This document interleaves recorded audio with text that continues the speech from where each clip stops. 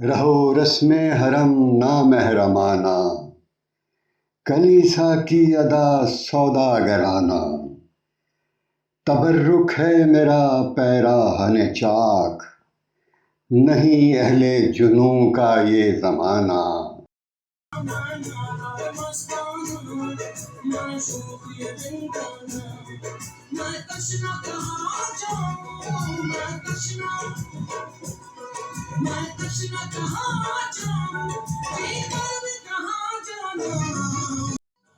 انگریزی میں کہتے ہیں ڈسکلیمر۔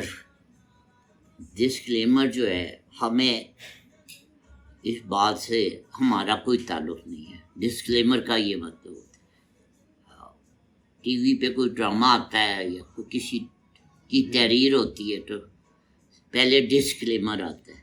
یہ جو ڈرامہ ہے اس کا کسی حقیقی کرداروں سے کوئی تعلق نہیں ہے، اور اس کے سارے کردار فرضی ہیں، اور جس نے ڈرامہ لکھا ہے یہ اس کی ذاتی رائے ہے، یہ اس چینل کی رائے سے متفق ہونا ضروری نہیں ہے۔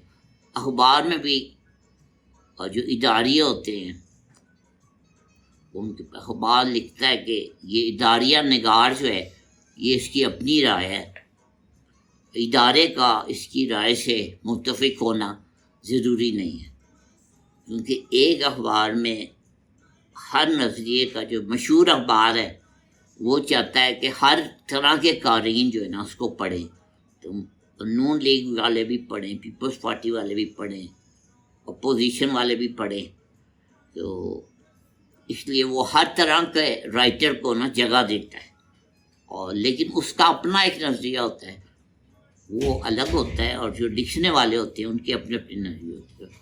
اس کو کہتے ہیں ڈسکلیمر، کہ ہمارا اس کی رائے سے کوئی تعلق نہیں، ہم لا تعلق ہیں۔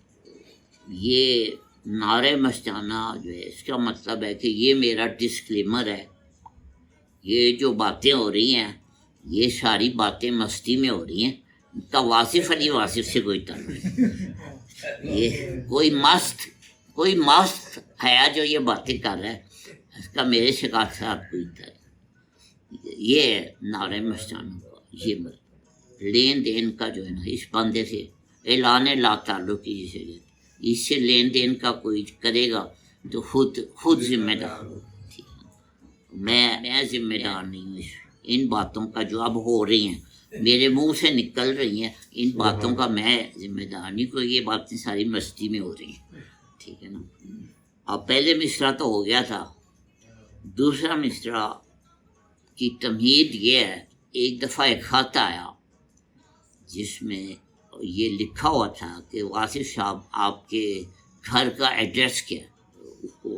مجھے آپ نے جواب لکھوایا کہ میرا گھر، جس کو میں ایک خاص وجہ سے غریب خانہ نہیں کہتا، اس کا ایڈریس یہ ہے۔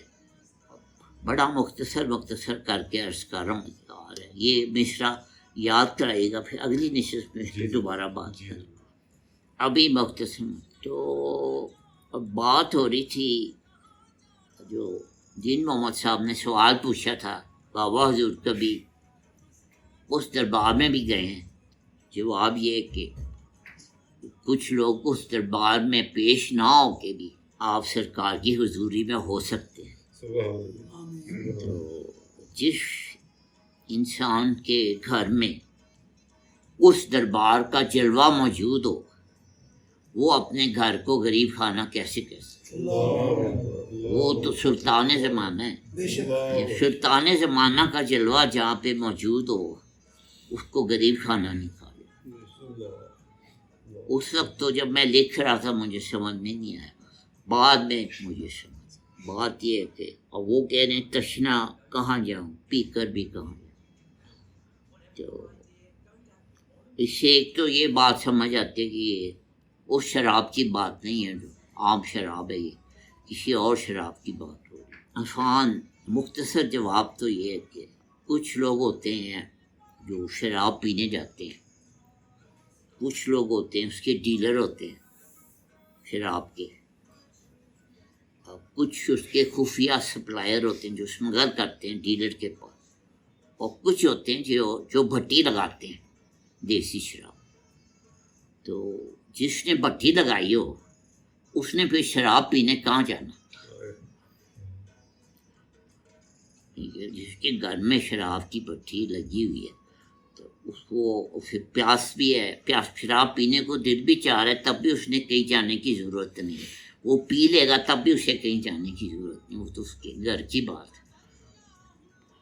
تو یہ اس سوال سے جڑا ہوا ہے کہ آپ سرکار کی وہاں پہ حاضری ہوئی ہے یا نہیں ہوئی.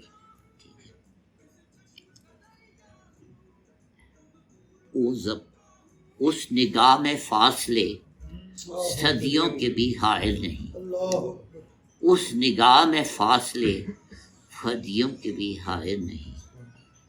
اپنے درویشوں سے وہ ہر دور میں آ کر ملے.